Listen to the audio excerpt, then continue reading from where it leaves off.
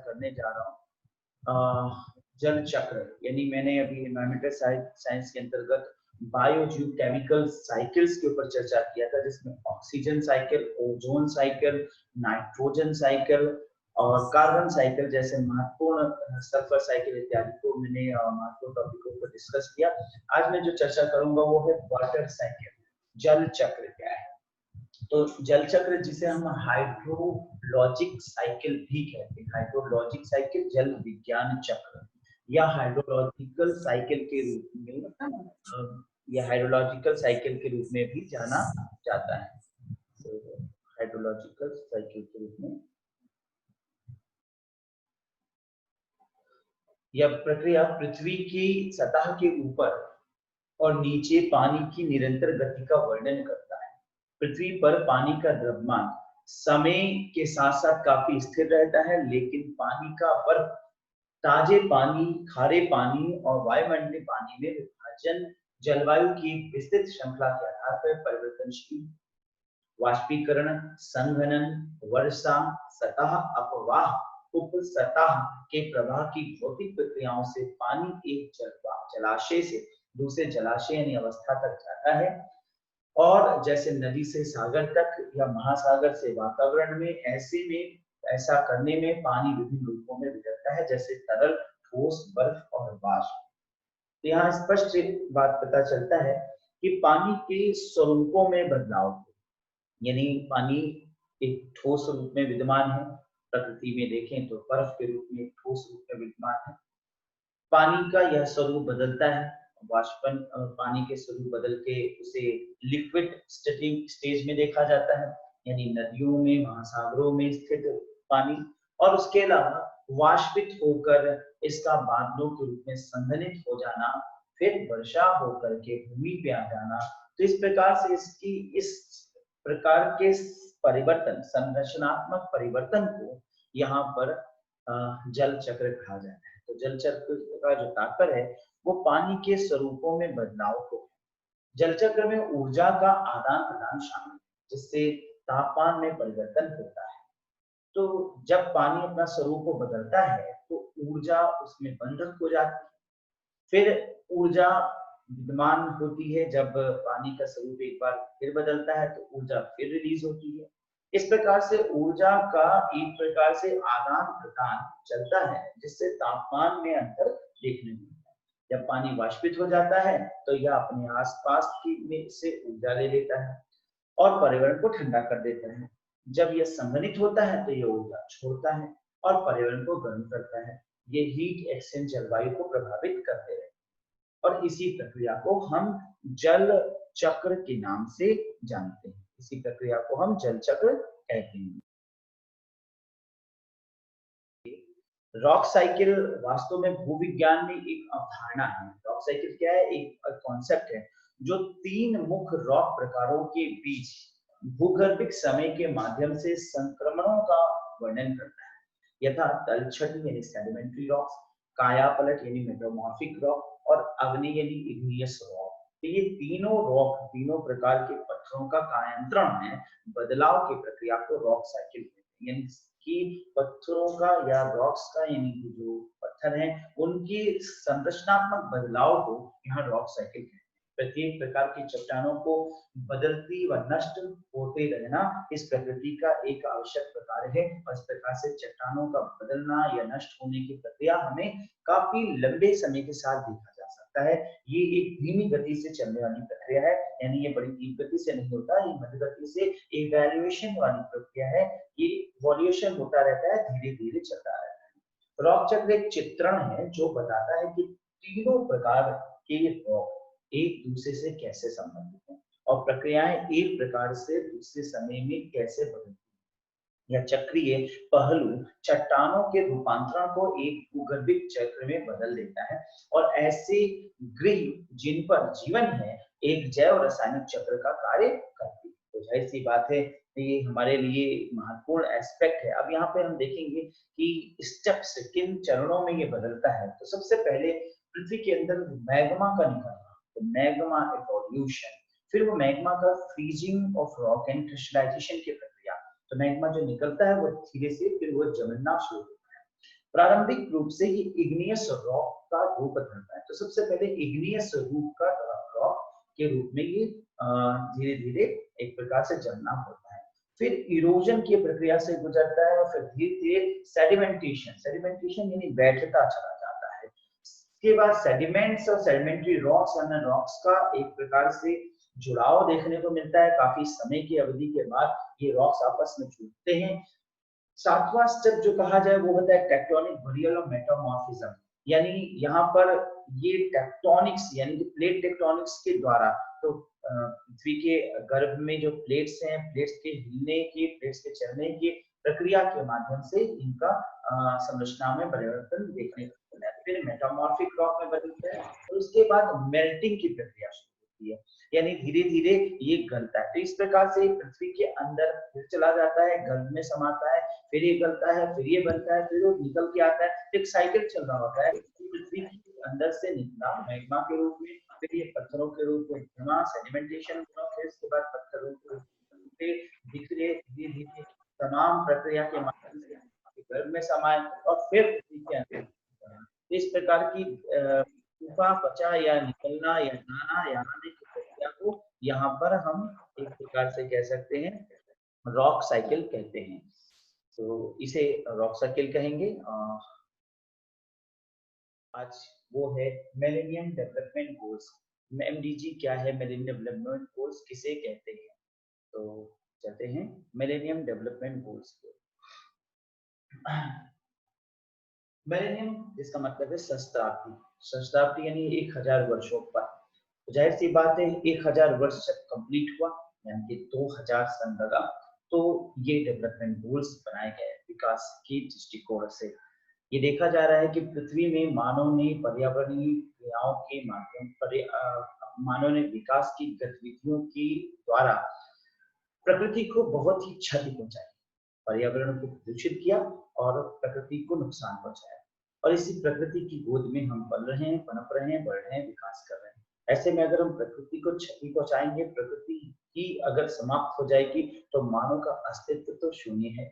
ऐसे में प्रकृति को बचाना, प्रकृति को विकसित करना, प्रकृति को रक्षा करना और साथ ही साथ मानवों के बीच में मानवों की गतिविधि को बनाए रखना, मानव के विकास को भी गति प्रदान करने के दृष्टिकोण से एक विकास लक्ष्य विकसित किया गया, जिसका नाम सहस्त्राब्दी विकास लक्ष्य रखा गया। सितंबर सन 2009 में इसका विकास किया गया। सितंबर 2000 में इसका विकास किया गया। इसीलिए इसे सहस्त्राब्दी कहा गया, क्योंकि 2000 वर्ष पर विकसित हुआ। 189 देशों ने संयुक्त राष्ट्र सहस्त्राब्दी घोषणा को अपनाया, इस पर दस्तखत किया। मिलेनियम विकास लक्ष्य स्वास्थ्य को विकसित विकास के केंद्र में रखते हैं और सरकारें और प्रतिबद्धताओं का प्रतिनिधित्व करते हैं। यानी कि एक प्रकार से देखा जाए तो स्वास्थ्य को विकास करना, यानी केंद्र में इसका है स्वास्थ्य, हेल्थ को डेवलपमेंट करना, और साथ ही साथ सरकारों को प्रतिबद्धता, यानी सरकारों को उनके कार्यों के प्रति कमिट करना, गवर्नमेंट्स को कमिट करना। देश अगर कमिट करेगी, सरकार अगर कमिट करेंगे, तो प्रकृति को बचाया जा सकता है, प्रकृति को सुरक्षित रखा जा सकता है। इनमें कुछ महत्वपूर्ण फैक्ट्स जिसे मैंने बोर्ड पे यहाँ पर मेंशन किए, वो सबसे इंपॉर्टेंट फैक्ट है बेसलाइन ईयर। बेसलाइन ईयर का मतलब हो गया कि किस वर्ष की तुलना में हमें वर्तमान के पर्यावरण को लाना है। इसका मतलब समझिए, पर्यावरण दूषित हो रहा है, पर्यावरण प्रभावित हो रहा है, इस प्रकार प्रभावित हो रहा है, इस प्रकार प्रदूषित हो रहा है कि पर्यावरण में नकारात्मक गतिविधियां उत्पन्न होने लगी, जैसे ग्लोबल वार्मिंग। अब ग्लोबल वार्मिंग क्यों हो रहा है? क्योंकि हमने प्रदूषण को इतना ज्यादा बढ़ा दिया कि पर्यावरण डिस्टर्ब होने लगा। पर्यावरण का जो स्तर है वो खराब होने लगा, पोल्यूशन का स्तर बढ़ने लगा। विभिन्न गैसें जो अनसैचुरेटेड कंपाउंड्स हैं, जो कि विभिन्न मानवीय या मैकेनिकल गतिविधियों के माध्यम से निकलती है, ये एटमॉस्फेयर को पूरी तरीके से अपने संजाल में कसता जा रहा है। एटमॉस्फेयर में पूरी तरीके से ये unsaturated compounds, gases, carbon dioxide, carbon monoxide, nitrogen ozone इत्यादि CFC ने प्रकृति को घेर दिया। इनके घेरे लेने की वजह से क्या हो गया, अल्ट्रावायलेट किरणें जो सूर्य से आती थी वो जो ओजोन मंडल से बाहर चली जाती थी वो अब प्रकृति के अंदर आकर के ट्रैप कर, 2 से 3% ही केवल सूर्य की ऊष्मा प्रकृति पर आती है, लेकिन पृथ्वी पर आती है, लेकिन ये कैसे उन्हें ट्रैप करके प्रकृति का तापमान बढ़ा देते हैं। पृथ्वी का तापमान बढ़ने से ग्लोबल वार्मिंग की समस्या उत्पन्न हुई। परिणाम स्वरूप विश्व में विभिन्न प्रकार की बीमारियां, विभिन्न प्रकार की समस्याएं सामने आने लगी। इन्हीं दृष्टिकोण में रखते हुए यह एहसास किया गया कि सबसे पहले हम एक बेसलाइन ईयर लें, उस वर्ष की तुलना में प्रकृति का सुधार करें, यानी प्रकृति का तापमान इस तरीके से जो बढ़ रहा है इसे कितना पीछे ले जाया जाए, तो कैसी योजना बनाया जाए, कार्य में रेस्ट्रिक्शन जरूर लाया जाए, विकास की गतिविधि को भी ना रोका जाए और तकनीकी विकास को इस प्रकार से किया जाए जिससे प्रकृति सुरक्षित रह सके। तो 1919 से, चूंकि 2000 के दृष्टिकोण से देखा जाए तो 1919 यानी 81 साल पहले की स्थिति में वापस लौटा जाए। 81 साल पहले की स्थिति में जो प्रकृति का वातावरण था उस वातावरण में वापस लौटने की स्थिति को बेसलाइन ईयर्स के रूप में माना जाएगा। प्रश्न यहाँ आ सकता है कि एमडीजी के अनुसार बेसलाइन वर्ष क्या निर्धारित किया गया था, 1919। अगली बात जो है डेडलाइन ईयर, ये जो योजना बनाई जा रही है इस योजना को कब तक इस पर क्रिया किया जाएगा, इस पर पुनर्विचार करके इस योजना में संशोधन किया जाएगा, इस योजना में फिर से निर्माण किया जाएगा, इस योजना को कब तक अपनाया जाएगा। तो जो 189 189 देशों ने जो यहाँ पर एग्रीमेंट साइन किया, कमिटमेंट किया कि हम पृथ्वी की रक्षा करेंगे, विभिन्न प्रकार की हम योजनाएं अपने देशों में लागू करेंगे प्रकृति को बचाने के लिए और बेसलाइन वर्ष 1919 तक पहुंचने के लिए, तो वो कमिटमेंट की एक प्रकार से रिपोर्ट ली जाएगी। 2015 में रिपोर्ट की गई जिसके अनुसार भी देखा गया कि हम कितना इस योजना के तहत सफल हुए हैं और उसी के तहत 2015 में फिर एक नई ट्रीटी साइन होती है, नई योजना बनाई जाती है जिसे एसडीजी बोला गया। अब एसडीजी सस्टेनेशनल डेवलपमेंट गोल, संपोषणीय विकास लक्ष्य, इस पर चर्चा मैं अगले वीडियो में आपके साथ करूंगा, अगली क्लास में। आज मैं चूंकि चर्चा एमडीजी पे कर रहा हूँ इसलिए एमडीजी के ऊपर अगले पॉइंट्स को स्टडी करेंगे। इसमें कुछ लक्ष्य रखे गए, उनकी संख्या 8 बताई गई, यानी कि 8 लक्ष्यों को प्राप्त करने के लिए इसे निर्मित किया जा रहा है और टारगेट्स 21 रखे गए। टारगेट्स जैसे जैसे क्रियाएं करी जाएंगी तो स्टूडेंट्स 8 लक्ष्यों के अंतर्गत क्वेश्चन जरूर पूछा जा सकता है, लेकिन टारगेट्स 21 हैं, थोड़े ज्यादा हैं, इसलिए ये मैं नहीं सजेस्ट करूंगा कि किस टारगेट को स्टडी करें और एक एक टारगेट को याद करें, लेकिन 8 लक्ष्यों को आपको याद कर लेना चाहिए क्योंकि ये डेप्थ में अगर प्रश्न आया तो 8 लक्ष्य क्या क्या है, निम्न में से किन्हें सहस्त्राब्दी विकास लक्ष्य के अंतर्गत सम्मिलित किया गया है करके प्रश्न आ सकते हैं, क्योंकि 4 ऑप्शंस होते हैं। तो अगर 4 ऑप्शंस हैं तो 4 ऑप्शंस के पॉइंट ऑफ व्यू से आप सोचिए तो 8 लक्ष्य घुमा फिरा के आ सकते हैं। ठीक है, इन दृष्टिकोण से देखें तो वो 8 लक्ष्य क्या हैं उन पर हम लोग स्टडी करेंगे। तो सबसे पहला जो लक्ष्य रखा गया है वो पॉवर्टी और हंगर का रखा गया है, यानी कि किस तरीके से हम इरेडिकेट करें एक्सट्रीम पॉवर्टी और हंगर। ये देखा गया कि विश्व में जो पॉवर्टी और हंगर का स्टेटस है काफी ज्यादा बढ़ता जा रहा है, बहुत बड़े पैमाने पर लोग भूखमरी में जीवन जी रहे हैं, गरीबी की स्थिति बढ़ती जा रही है। आज स्थिति ये है कि देश में अगर हम सिर्फ भारत की बात करें तो 80 करोड़ जनसंख्या को सरकार को केवल चावल और दाल और आटा यानी 5 किलो बेसिक राशन देना पड़ रहा है। इससे पता चलता है कि देश के 80 करोड़ लोग ऐसे हैं जिनके पास मौलिक जीवन संचालित करने के लिए राशन की भी व्यवस्था कर पाना मुश्किल समझ में। अगर ये सिर्फ भारत की स्थिति है तो विश्व की स्थिति में देखें तो विश्व में बहुत से ऐसे देश हैं जो अंडर डेवलप है, बहुत ऐसे देश हैं जो विकासशील की अवस्था में, उन देशों की भी अवस्था इससे कहीं अधिक पुअर है। अतः उस दृष्टिकोण से वैश्विक बढ़ती हुई एक्सट्रीम पॉवर्टी और हंगर पर नियंत्रण पाना बहुत जरूरी है। अतः इन सरकारों को ऐसी प्रतिबद्धता करनी होगी, एक ऐसी कार्य योजनाएं बनानी होगी जिससे देश में बढ़ती हुई गरीबी और भुखमरी पर नियंत्रण पाया जा सके। तो पहला लक्ष्य रखा गया eradication of the extreme poverty and hunger. दूसरा लक्ष्य था प्राइमरी एजुकेशन, यानी जो मूल शिक्षा है, प्राथमिक शिक्षा है, उसको सार्वभौमिक करना, universalization of the primary education, यानी मूल शिक्षा को कैसे ज्यादा बढ़ाया जाए, प्राइमरी एजुकेशन को कैसे सब तक पहुंचाया जाए। इसके लिए उस समय के अकॉर्डिंग देखें तो विश्व के ऐसे देश, कई ऐसे देश हैं जहां पर अनिवार्य शिक्षा की व्यवस्था नहीं। भारत में ये एक अच्छी बात है कि भारत में प्राइमरी शिक्षा को अनिवार्य करा गया है। इसके अनुसार 6 से 14 वर्ष तक के बच्चों को अनिवार्य शिक्षा दी जाने की व्यवस्था की गई है, जो कि राइट टू एजुकेशन एक्ट के तहत भारत में पास किया गया।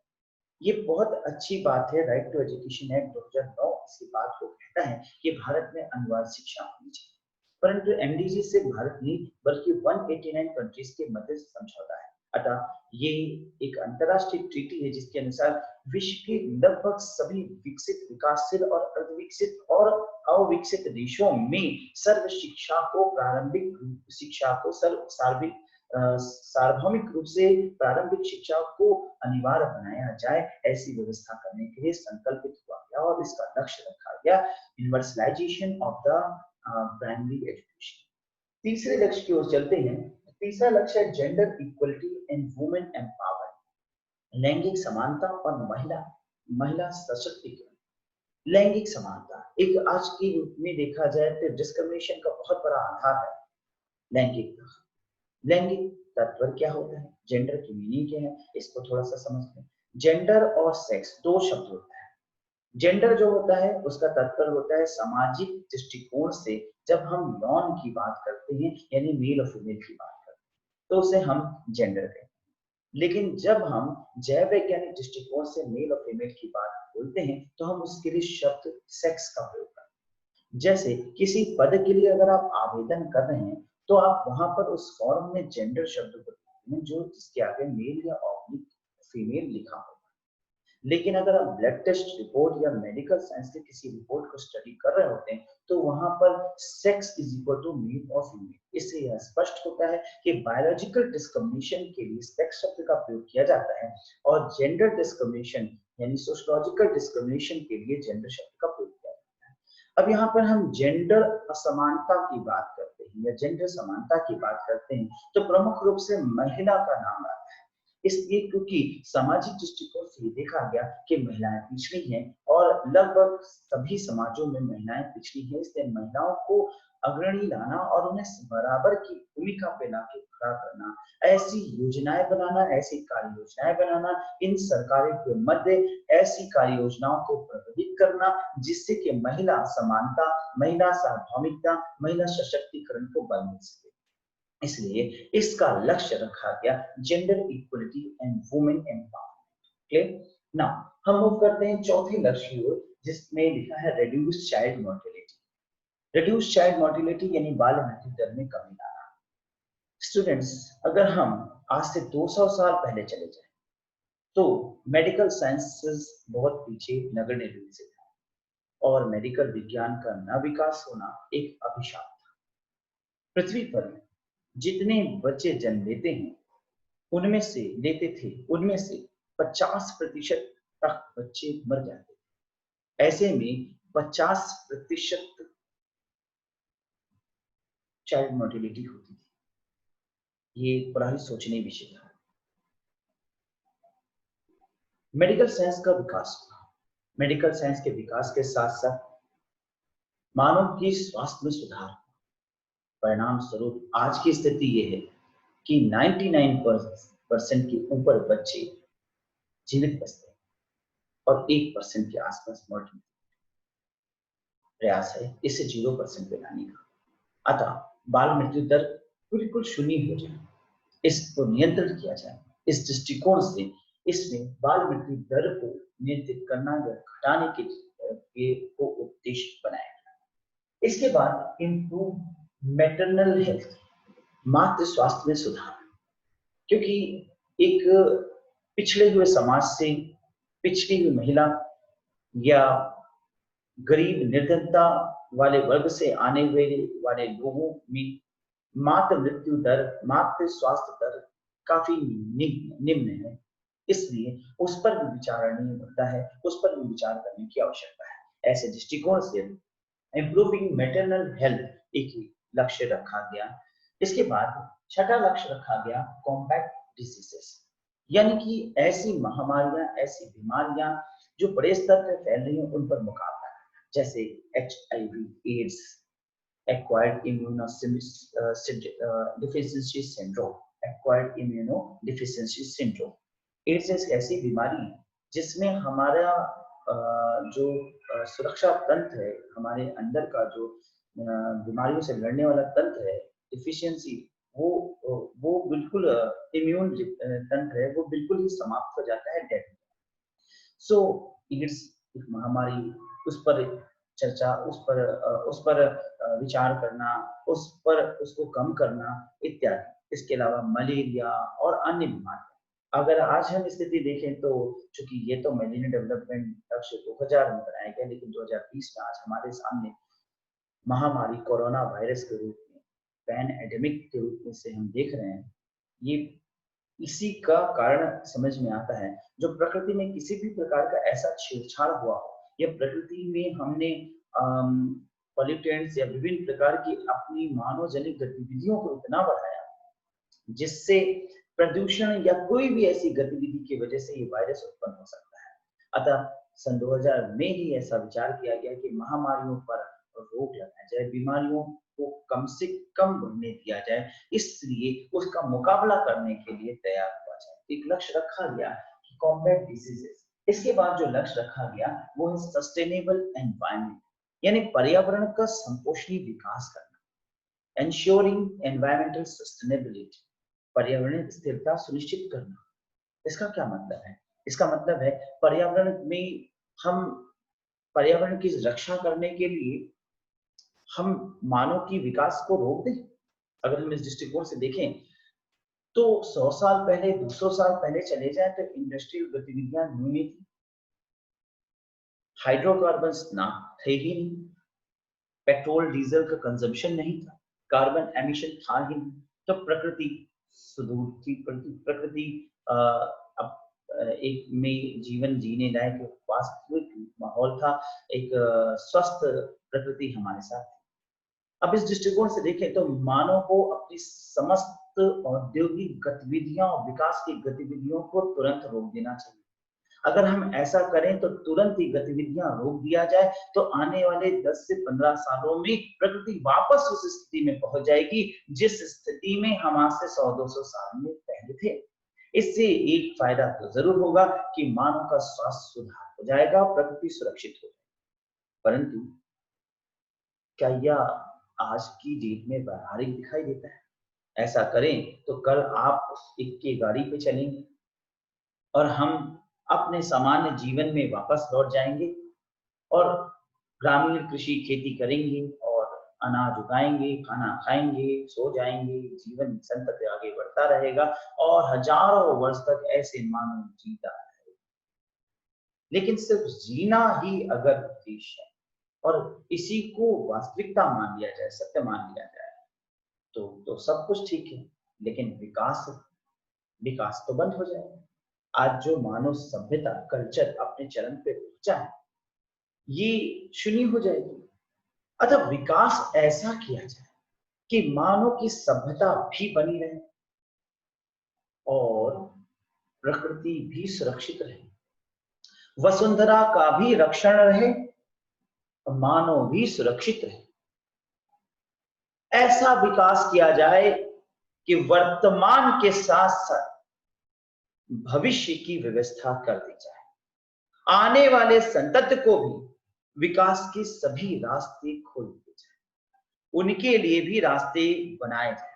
नहीं, वर्तमान में जिस गति से हम विकास कर रहे हैं, आने वाले समय में प्रकृति का वह बुरा हाल हो जाएगा कि आने वाले जनरेशन के लिए वास्तविक हो जाएगा कि वो अपने समस्त विकास की गतिविधियों पर रोक लगा दे और उसी पार मानव या प्राचीन मानव की दशा में लौट जाए, जिसकी संकल्पना एक एक करके ही अजीब सा एहसास होता है। तो मानव अपनी गतिविधि, अपने विकास को जरूर बनाए रखे और इस प्रकार से नियंत्रित रूप से कार्य करे कि प्रकृति को भी सुरक्षित रखा जाए, संपोषण युक्त विकास किया जाए। इसे कहते हैं संपोषणी विकास। अब इस प्रकार से एनवायरमेंट के दृष्टिकोण से जो नुकसान पहुंचाने वाले तत्व हैं उनको कंट्रोल कर लिया जाए और विकास को भी करते रहे। ऐसे दृष्टिकोण से पर्यावरण स्थिरता सुनिश्चित करना इसका लक्ष्य रखा। आखिरी लक्ष्य की बात करेंगे, ग्लोबल पार्टनरशिप फॉर डेवलपमेंट, विकास के लिए वैश्विक साझेदारी विकसित करना, यानी विश्व एक समुदाय के रूप में कार्य करे, विश्व के लोग एक साथ जुड़ करके विकास को गति प्रदान करें, एक साथ एकजुटता और विकास को आगे बढ़ाया जाए। तो एकजुटता आए, विश्व का एकीकरण हो जाए। तो एक प्रकार से देखें तो वैश्वीकरण पे बल देता है। वैश्वीकरण क्या है? एक लाइन की परिभाषा कहूंगा, विश्व का एकीकरण हो जाना, विभिन्न विचारों पर, सांस्कृतिक तत्वों पर, आर्थिक तत्वों पर, किसी भी प्रकार के वैचारिकी पर विश्व का एक हो जाना। तो विभिन्न बहुआयामी वैचारिकों पर विश्व का एक हो जाना ही वैश्वीकरण है। तो विकास के लिए विश्व एक हो, इसका तात्पर्य क्या है कि अगर हम देखें कि अमेरिका अपनी गतिविधि, अपने तत्वों को, अपने इंडस्ट्रियल एक्टिविटीज को इतना बढ़ाता चला जा रहा है कि वो ये देख नहीं रहा है कि गरीब और निर्धन देशों की स्थिति पुअर है। अब अगर हम आज बैन लगाएं या रेस्ट्रिक्शन लगाएं तो पता चलेगा उन्होंने तो काफी विकास कर लिया और गरीब और निर्धन देश तो विकसित ही नहीं होता, उनका तो जहां था स्थिति वो वहीं रह जाए। अतः इस प्रकार से विश्व के देश सामने आए, एकजुट हों कि विकास के लिए सभी को रास्ता, वो अपनी गतिविधियों को कुछ कम करें और एक विकसित और एक विकासशील और अर्धविकसित राष्ट्र को विकास के भी मौके मिले। इस प्रकार से एकजुटता आए, विश्व में बंधुत्व बने और विकास की एक साझेदारी विकसित हो, यानी वैश्विक विकास की साझेदारी विकसित किया जाए। ये कुछ लक्ष्य जो देखा जाए तो मिलेनियम डेवलपमेंट गोल्स के अंतर्गत निर्धारित किए गए। इनमें से अगर हम 4 लक्ष्यों को देखें तो वो जो 4 लक्ष्य हैं हमारे 1, 4, 5 और 6 वो सीधे संबंधित हैं, यानी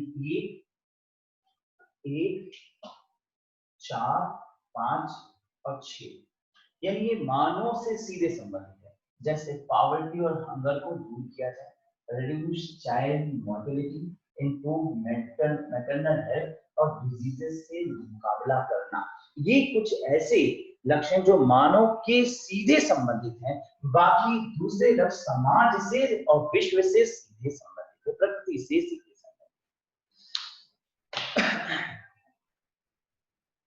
संपोषणीय विकास लक्ष्य एक महत्वपूर्ण टॉपिक है जिस पर कई बार एग्जामिनेशन में प्रश्न पूछा गया और जाहिर सी बात है कि विगत 4 साल 5 सालों में मैंने देखा कि लगभग इस पर 15 से 20 क्वेश्चन जरूर आ चुका है। ये कई मायने में इम्पोर्टेंट टॉपिक है। सबसे पहली बात, फर्स्ट पेपर के पॉइंट ऑफ व्यू से तो इम्पोर्टेंट है ही, हायर की प्रिपरेशन वाले स्टूडेंट्स के लिए भी इम्पोर्टेंट है। नेट करने के बाद जब आप जीएस की तैयारी करते हैं तो ये सारी चीजें एकदम मेजर एस्पेक्ट है। और इन सब के बाद देखें तो एनवायरनमेंट तो ऐसा टॉपिक है जहां पर सभी एग्जामिनेशन में प्रश्न पूछे जाते हैं। तो एसडीजी आज मैं जो आपको पढ़ाने जा रहा हूँ, एक एक डेप्थ में इनकी बातों को समझेंगे, इनके पॉइंट्स को क्लियर करेंगे। ठीक है, तो सबसे बड़ी बात, सहस्त्राब्दी विकास लक्ष्य की समाप्ति के साथ सहस्त्राब्दी विकास लक्ष्य, ये मिलेनियम डेवलपमेंट गोल्स, जिसके विषय में मैंने इससे ठीक पहले एक वीडियो अपलोड किया है, आप मेरे चैनल पे जा करके उसे देख सकते हैं। सहस्त्राब्दी विकास लक्ष्य जो 2000 में बनाया गया और सन 2015 तक जिसकी अवधि निर्धारित, वो जब समाप्त हो गया तो फिर यह बात चर्चा करने का मुद्दा था कि कितना विकास हुआ, कितना हम परिणाम पाए, पूर्व में जो ट्रीटी बनी 189 यानी 189 देशों द्वारा साइन किया गया था, उन 189 देशों ने क्या वर्क किया, इसका एक रिपोर्ट कार्ड प्रस्तुत करना जरूरी है। जब रिपोर्ट कार्ड प्रस्तुत किया गया तो देखा गया कि पर्यावरण में कोई विशेष सुधार ना होकर के और भी पर्यावरणीय प्रदूषण बढ़ता चला। अतः ये वास्तव में चिंता का विषय हुआ कि पिछले 15 वर्ष यानी 2000 से 2015 तक हमने काफी प्रयास किया विश्व के देशों और सरकारों को एकजुटता लाने का प्रयास किया, उनके अंतर्गत संचेतात्मकता का विकास करने का प्रयास किया, परंतु वो वैश्विक प्रयास सफल नहीं हो पाए। ऐसे दृष्टिकोण पे अब विश्व समुदाय एकीकृत होकर फिर से एक बार कमिटमेंट करने का प्रयास करता है और 1 जनवरी सन 2016 से एक नया एग्रीमेंट विश्व के लिए एक नया कमिटमेंट सामने आता है, अपना लिया जाता है। 25 सितंबर 2015 को यूनाइटेड नेशन जनरल असेंबली के तहत इसका विकास किया गया, यानी इस एजेंडे का ड्राफ्टिंग। इस एजेंडे का ड्राफ्ट हुआ। अब यहाँ पे ध्यान रखिएगा, 2 तिथियां आपके सामने आएगा। पहली बात तो 25 सितंबर 2015 जब यह ड्राफ्ट हुआ, क्वेश्चन आपका आएगा when was SDG drafted? It was drafted on 25 सितंबर 2015। और प्रश्न अगला आएगा व्हेन वाज इट इम्प्लीमेंटेड, यानी कब से ये लागू हुआ, विश्व के समुदाय ने, वैश्विक देशों ने कब से इसे अपनाया? It was implemented on January 2016, जनवरी 2016 से लागू। इसके थीम वाक्य क्या रखा गया? Transforming our world 2030 agenda for sustainable development. पहली बात, इसे कब से कब तक के लिए निरूपित बनाया गया? जैसे इससे पहले मिलेनियम डेवलपमेंट गोल्स यानी सहस्त्राब्दी विकास लक्ष्य को 15 वर्षों के लिए निर्धारित किया गया था, ठीक उसी प्रकार से सस्टेनेबल डेवलपमेंट गोल यानी संपोषणीय विकास लक्ष्य एसडीजी को 15 वर्षों के लिए यानी 2016 से 2030 के लिए निर्मित किया। इसके थीम वाक्य रखी गई transforming our world 2030 into 2030 agenda for sustainable development, यानी 2030 तक हम ऐसे संपोषणीय विकास करें। इस संबंध में एक एजेंडा बनाया गया जिससे विश्व को सुरक्षित किया जाए और संरक्षित किया जाए। इस नए विकास के तहत विकास के 3 आयामों को सिखाया गया। 3 आयाम, विकास के 3 आयाम होते हैं, that is economic, social and environment. यानी इसको इस डायग्राम से समझ सकते हैं कि इकोनॉमिक भी डेवलपमेंट हो, सोशल भी डेवलपमेंट हो और एनवायरनमेंट भी डेवलपमेंट हो। यानी इकोनॉमिक डेवलपमेंट भी हो, सोशल डेवलपमेंट भी हो और एनवायरनमेंट डेवलपमेंट भी हो। इस दृष्टिकोण से तीनों प्रकार का डेवलपमेंट इस तरीके से किया जाए कि मध्य पक्ष, जो ये आप रेड फिगर देख रहे हैं इंटरनल कोइंसिडेंट लाइंस के बीच में, that is said to be sustainable development. इसे कहेंगे एसडी यानी संपोषणीय विकास, सस्टेनेबल डेवलपमेंट। तो विकास इस प्रकार से किया जाए कि अर्थव्यवस्था भी विकसित हो, इसमें अर्थव्यवस्था भी आएगी, समाज का भी विकास हो और एनवायरनमेंट को भी सुरक्षित किया जाए। तो इस नई थीम के साथ इस संपोषणीय विकास लक्ष्य का निर्धारण किया गया, निरूपण किया गया। इसके अंतर्गत 17 एजेंडे, 17 गोल्स, जैसे कि मिलेनियम डेवलपमेंट गोल्स, सहस्त्राब्दी विकास लक्ष्य में याद होगा मैंने आपको 8 लक्ष्यों का अध्ययन कराया। तो इसके अंतर्गत 17 लक्ष्य रखे गए। सहस्त्राब्दी विकास लक्ष्य एक इंपॉर्टेंट तथ्य है, इससे लक्ष्य पूछे जा सकते। आपके लिए बड़ा टिपिकल होगा कि 17 के 17 लक्ष्यों को याद करें, लेकिन आप इसे जरूर 2 बार अच्छे से रीड कर लें, क्योंकि मैच द फॉलोइंग या मे बी ऑप्शंस के रूप में ये पूछे जा सकते हैं। लेकिन संभावना यही है कि ये पॉइंट्स में पूछे जाए, यानी ये कितने लक्ष्य हैं, क्योंकि 2-3 चीजें और इसके साथ जोड़ी गई। टारगेट 169 टारगेट रखा गया, यानी लक्ष्य तो रखा गया 17 लेकिन टारगेट रखा गया 169। अब टारगेट क्या है, यानी लक्ष्य को प्राप्त करने के लिए क्या तरीके हैं, ये बताया गया। और इंडिकेटर्स, एक नया बिंदु संकेतक भी इसमें जोड़ा गया जो 304, यानी ये इंडिकेटर्स हैं, ये इंडिकेटर्स अपनाइए, संकेतकों को अपनाइए और इनसे कार्य करा जाए। तो यहाँ पर गोल 17, टारगेट 169, इंडिकेटर 304, ये 3 चीजें आपको याद करना होगा। ऐसी बात है, अगर इजी क्वेश्चन आता है तो ऐसे क्वेश्चन आएगा, कितने लक्ष्य, कितने टारगेट, कितने इंडिकेटर्स रखिएगा, या इजी क्वेश्चन आ सकता है तो ऐसे आ सकता है, सस्टेनेबल डेवलपमेंट गोल्स के संबंध में सही तथ्य का चयन कीजिए। तो 3-4 आपके सामने रिटन लंबी लाइनें, जैसे आज का क्वेश्चन आ रहा है कि लंबे वाक्य पर आधारित प्रश्न रहते हैं, तो प्रश्न हो सकता है जिसका थीम था transforming our world 2030 agenda for sustainable development, एक ऑप्शन हो सकता है। बी हो सकता है इसके 17 लक्ष्य रखे गए हैं। सी हो सकता है कि इसके टारगेट 169 रखा गया है। इंडिकेटर्स डी हो सकता है, और यहीं को बदल दे कि 306 रखा गया है। ऐसे ही कुछ क्वेश्चंस बन के आएंगे। संभावना है इन 3 पॉइंट्स जो मैंने आपके सामने यहाँ मेंशन किया है, इनसे क्वेश्चन बन के आ सकता है, और इन 3 पॉइंट्स को जरूर से याद कर लीजिए, इनमें कोई कटौती मत करिएगा, क्योंकि क्वेश्चन एक जरूर इसके अंतर्गत आना है, क्योंकि आपके सिलेबस में ये महत्वपूर्ण टॉपिक मेंशन है, इसलिए हम इनको जरूर महत्व दें।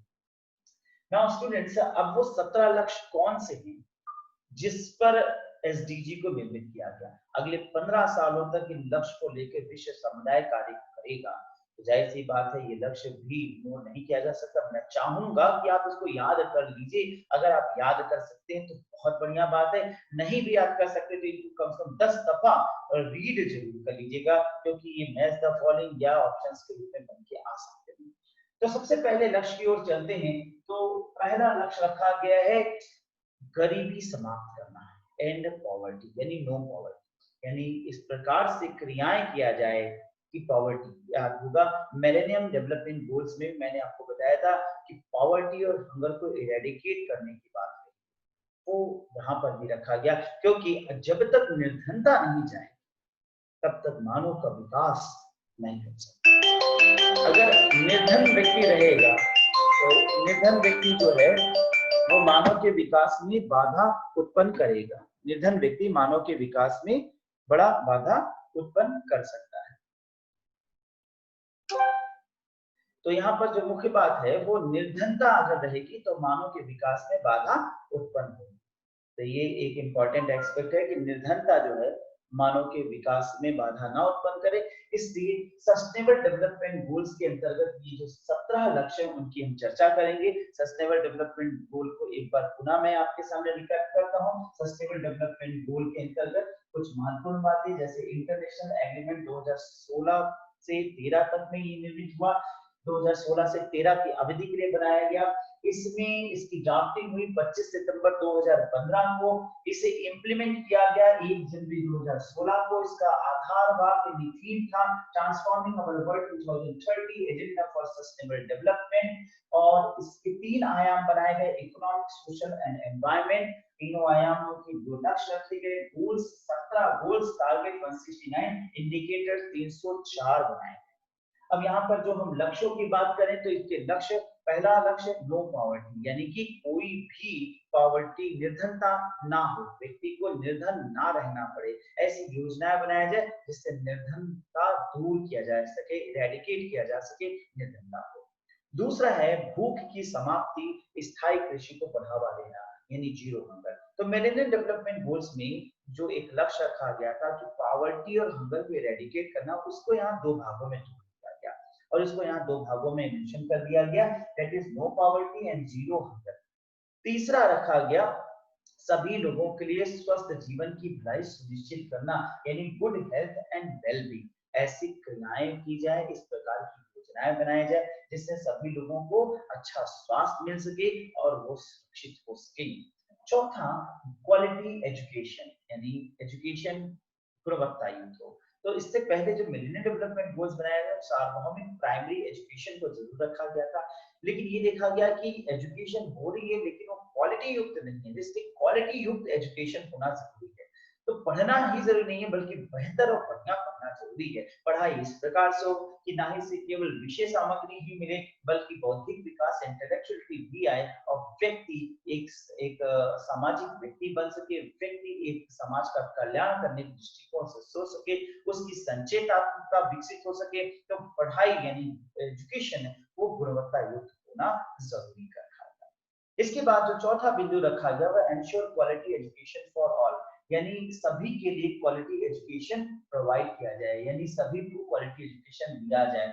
और पांचवा है जेंडर इक्वलिटी, यानी सभी को equality. Gender equality millennial development goals में भी एक लक्ष्य रखा गया और वो लक्ष्य यहाँ पर भी है कि सभी को बराबरी पर लाया जाए, यानी महिला हो या पुरुष उनमें इक्वालिटी होनी चाहिए। ये देखा गया है कि जेंडर जेंडर जब भी वर्ड प्रयोग करते हैं, जेंडर के विषय फिर बताना चाहूंगा। जेंडर मानव स्त्री व पुरुष के विभेदीकरण का एक संदर्भ है, जिसमें हम सामाजिक विभेदीकरण की जब बात करते हैं तो हम जेंडर शब्द का प्रयोग करते हैं, लेकिन जब हम जैव वैज्ञानिक बायोलॉजिकल डिस्क्रिमिनेशन की बात करते हैं तो हम सेक्स शब्द का प्रयोग करते हैं।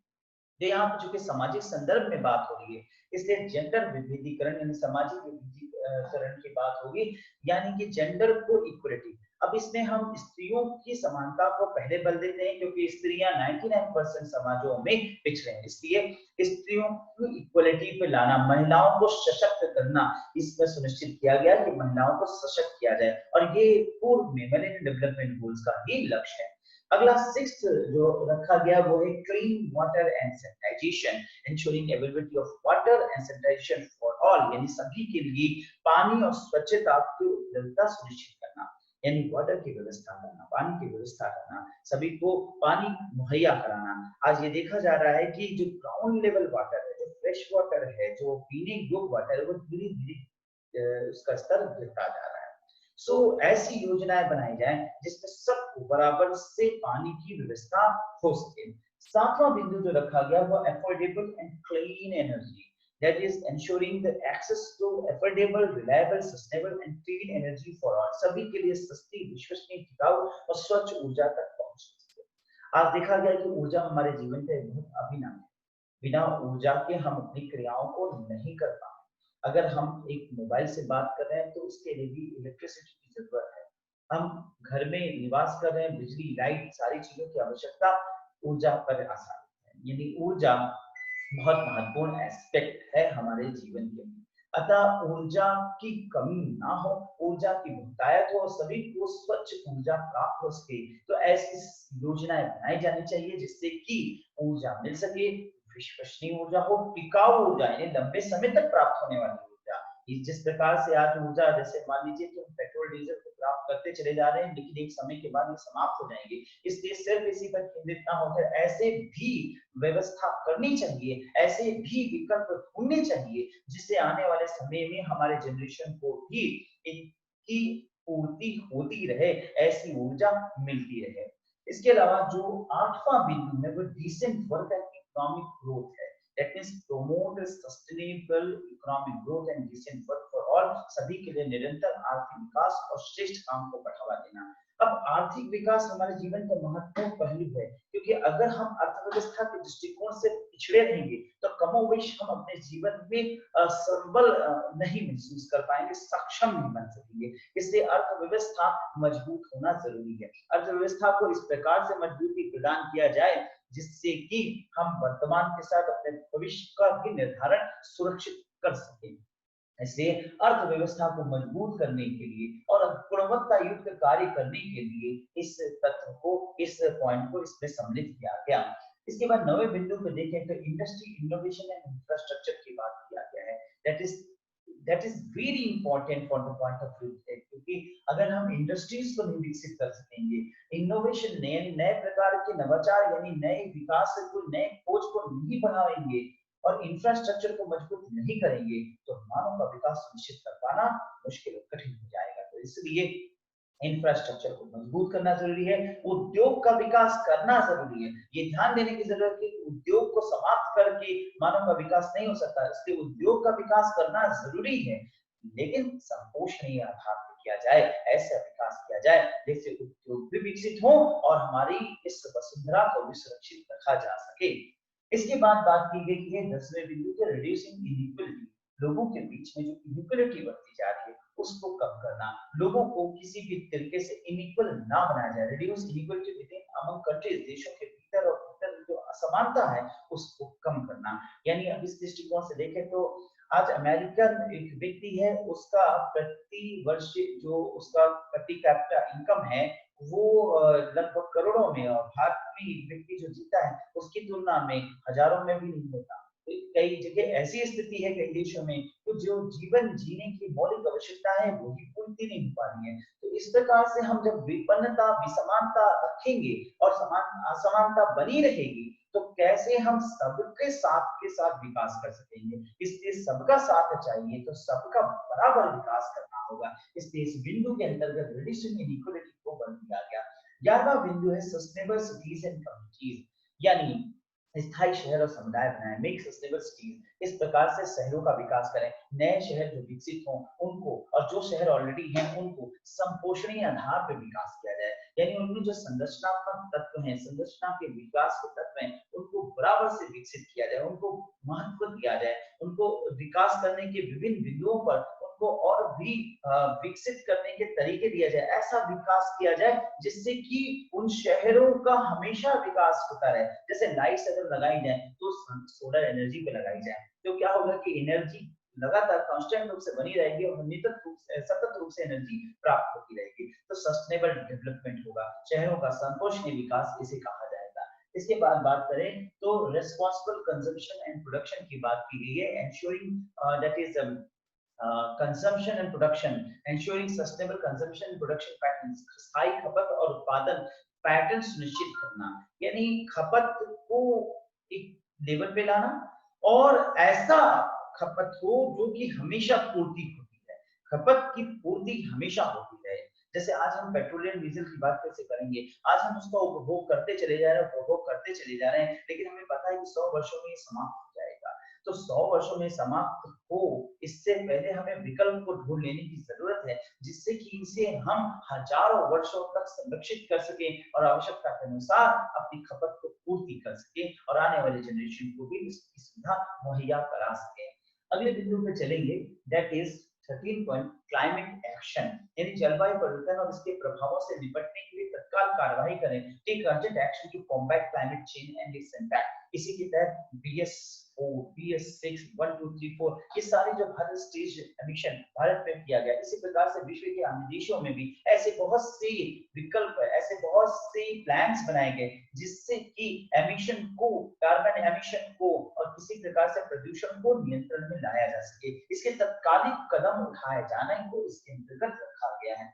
14 पॉइंट है लाइफ बिलो वाटर, महासागर, समुद्र, समुद्री संसाधनों का संरक्षण, निरंतर उपयोग कर, protect and sustainable use ocean seas and marine resources, यानी कि सिर्फ और सिर्फ सतह पर नहीं बल्कि समुद्र के अंदर जो मैरीन रिसोर्सेज हैं, जो समुद्री जल जीवन है, उनके विकास के बिंदु से, उनके विकास के दृष्टिकोण से भी क्रियाएं किए जाए, उनके भी लिए ऐसी व्यवस्था की जाए जिससे कि मानव का सतत विकास हो सके, संपोषण विकास हो सके, सभी के विकास के साथ साथ विकास हो, जीवों का विकास हो सके। समुद्र के अंदर रहने वाली मछली और छोटे छोटे जीव भी महत्वपूर्ण है, क्योंकि उनसे भी हमारा इकोसिस्टम यानी पारिस्थितिकी तंत्र बना हुआ है। अगर उनकी संख्या घटती है तो अपना जैविक तंत्र प्रभावित होगा और वो कहीं ना कहीं से मानव तक प्रभाव होगा और सृष्टि में जीवों को प्रभावित करेगा। इसलिए समुद्री तंत्र का भी विकास करना जरूरी है। 15 नंबर पे कहा गया है लाइफ ऑन लैंड, जिस प्रकार से समुद्र उसी प्रकार से जंगल, जन जीवन, वन जीवन, इन पर पशु पक्षियों, जैसे मैंने आपको इससे पहले कही पशु पक्षियों पर भी अध्ययन कराया, मैंने आपको ग्रेट इंडियन बस्टर्ड बर्ड के विषय में पढ़ाया था, वो एक विलुप्त होने की कगार पे, और कुछ ऐसे बर्ड्स या कुछ ऐसे पशु पक्षी जो समाप्त हो चुकी हैं, जैसे मैंने आपको सिंधे डक के विषय में बताया, जिसकी आज आकृति तो हम देखते हैं, कहाँ देखते हैं, जब हम इंडिया पोस्ट करने जाते हैं, इंडिया पोस्ट की एक रसीद होती है और उसमें हम देखते हैं कि लाल रंग की एक धारी, 3 धारियां ऐसे निरूपित होती हैं और यहाँ पर इंडिया पोस्ट लिखा होता है। तो ये जो लाल रंग की धारी है, ये वास्तव में एक डक की आकृति बनाई गई है, सिंधे डक जिसे कहा जाता है। तो सिंधे डक की आकृति यहाँ पर मेंशन की जाती है।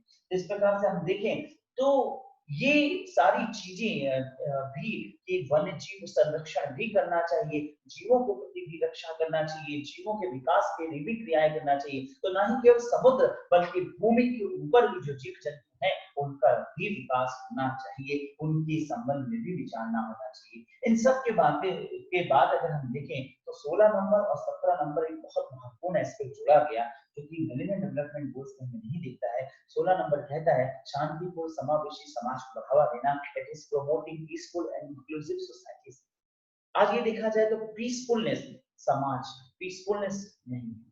विश्व में आए दिन ऐसा खतरा मंडराता रहता है कि तृतीय विश्व युद्ध ना हो जाए। प्रथम विश्व युद्ध और द्वितीय विश्व युद्ध में जितना हमने नरसंहार नहीं देखा उससे कहीं गुना नरसंहार आज अगर तृतीय विश्व युद्ध होता है तो एटम बॉम्ब्स उन तमाम चीजों के साथ विश्व ही समाप्त हो जाने की बात। इसलिए कहीं हम छोटे-छोटे संपोषणीय विकास की बात करते रह ना रह जाएं और अन्य स्थानों पर कहीं विश्व युद्ध छिड़ जाए या विश्व में युद्ध दो देशों के बीच में होगा तो भी कहीं ऐसा ना हो कि कोई परमाणु शक्ति संपन्न राष्ट्र आपस में युद्ध कर जाए। ऐसा सब की स्थिति में हुआ तो ये सारा संपोषणीय विकास, ये जगह-जगह मेहनत करना और विश्व को सुरक्षित रखने के लिए इतनी सारी योजनाएं पल भर में समाप्त हो जाए। इसलिए पीसफुलनेस होना जरूरी है और इंक्लूसिव सोसाइटी चाहिए, यानी कि शांतिपूर्ण समावेशी समाज हो, सारा विश्व एक घर के रूप में विकसित हो। जब हम ये बाउंड्री लाइंस के दृष्टिकोण से बात न करके सीमा रेखा से बाहर निकल के मानवीय विशेषताओं के साथ बात करेंगे, जब हम मानव को सगुणता के साथ बात करेंगे, जब मानव की एकता के साथ बात करेंगे, जब विश्व हमें हमारा घर जैसा प्रतीत होगा, वास्तविक कुटुंबकम की भावना के साथ बात करेंगे, तो हम वास्तविक रूप से मानव का सतत विकास कर सकेंगे और तभी हम एक संतोषणीय व्यक्ति, संतोषणीय सृष्टि का निर्माण कर सकेंगे। इसलिए peaceful promoting peacefulness inclusive society बहुत महत्वपूर्ण एस्पेक्ट है यहाँ पर। इसके बाद अगर हम बात करें तो अगला बिंदु जो हमारे सामने खड़ा होता है वो चर्चा होती है, वो होता है partnership for the goals, strengthening the global partnership for the sustainable development, सतत विकास के लिए वैश्विक साझेदारी को करना।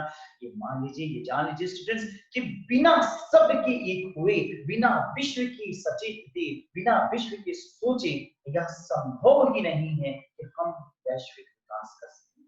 इसलिए सतत विकास के लिए, सतत विश्व के विकास के लिए अनिवार्य है कि हम सब एक होकर योजनाएं लाख बनाने, चिंताएं लाख करने, सोच ले कितना भी, मन कितना भी कर ले, लेकिन जब तक एकजुटता नहीं आएगी, जब तक एक भावना नहीं विकसित होगी, तब तक हम कभी भी विकास नहीं कर सकते। मानव का विकास करना है, मानव का सतत विकास अगर हम चाहते हैं कि वसुंधरा की हम रक्षा कर सके, हम चाहते हैं कि हम मनुष्य का सर्वोत्तम विकास कर सके, हम चाहते हैं कि जब एक रूपता ला सके, हम चाहते हैं कि हम एक विश्व का विकास कर सके, हम चाहते हैं कि हमारी वसुंधरा हमेशा सुंदर बनी रहे और हम जीवन जीने वाले इस हरित ग्रह को हमेशा हरित बनाए रह सके, तो हमें एकजुट होना होगा। जब तक हम एकजुटता नहीं लाएंगे, विश्व का विकास संभव नहीं हो सकता।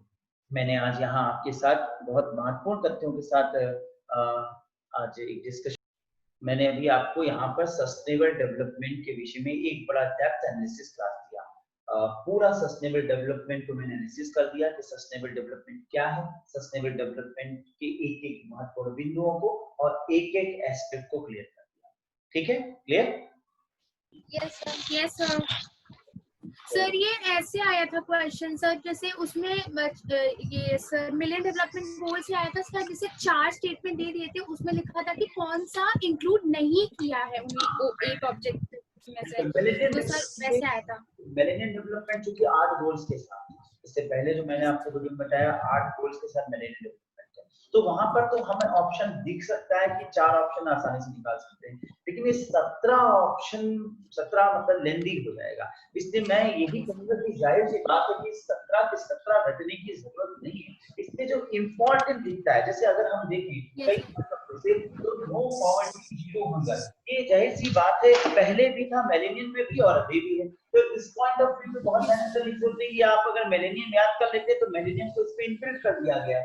अगर इसके बाद देखें तो क्वालिटी एजुकेशन, ये भी मिलेनियम में था। अगर इसमें ऐड किया गया तो गुड हेल्थ वेलबीइंग ऐड किया गया। प्रश्न पूछा जा सकता है किसे मिलेनियम में रखा गया था और किसे एसडीजी में रखा गया था, ये भी प्रश्न आ सकता है। Yes sir. इसमें नया जोड़ा गया। क्वालिटी एजुकेशन, जेंडर इक्वलिटी पहले भी था, क्वालिटी एजुकेशन भी रख सकते हैं क्योंकि वहां पर कहा गया था कि सार्वभौमिक प्राइमरी एजुकेशन, यहाँ पे ऐड कर दिया गया quality education. Clean water and sanitation add कर दिया गया जो उसमें नहीं था। अफोर्डेबल क्लीन एनर्जी ऐड किया गया जो उसमें नहीं था। Decent work and economic growth इसमें ऐड किया गया। इंडस्ट्री, इनोवेशन, इंफ्रास्ट्रक्चर एक प्रकार से ये भी जोड़ा गया। रिड्यूसिंग इनइक्वालिटी उसमें है पहले से। सस्टेनेबल डेवलपमेंट की बात उस पर पहले की गई है। रिस्पांसिबल कंजम्पशन एंड प्रोडक्शन ये सस्टेनेबल डेवलपमेंट के अंतर्गत आता है। क्लाइमेट एक्शन की बात इंक्लूड किया गया। इसके साथ साथ लाइफ बिलो वाटर को इंक्लूड किया गया। लाइफ ऑन लैंड, जैसी सी बात है पहले भी था। इसमें अगर हम देखें पीसफुल, जस्टिस एंड स्ट्रॉन्ग और पार्टनरशिप, ये 2 पॉइंट बहुत इंपॉर्टेंट है क्योंकि यही एक अदर पॉइंट्स के रूप में देखते जा रहे हैं। तो अपन सर मतलब सर जो कॉमन है उसमें से वो तो हम लोग पढ़े हैं, बाकी सर जो अनकॉमन है वो लोग एसडीजीज में देख लेंगे। तो अब अगर 8-10 रीड कर लेंगे ना, 8-10 बार रीड कर लेंगे, ये जान लीजिए मेरा यही सर 8-10 बार अच्छे से अटेंड करें। Yes sir, yes sir. तो चलिए आज की यस सर। तो करते हैं, बहुत टाइम हो रहा है। Okay, yes sir, thank you sir. Okay sir, good afternoon sir. Thank you sir. Thank you sir sir, PDF भेज दीजिएगा। ओके बेटा, अभी पीडीएफ भेज देते हैं। Thank you sir. ऑलराइट, चलिए ठीक है, thank you sir. Okay. See you. नमस्ते।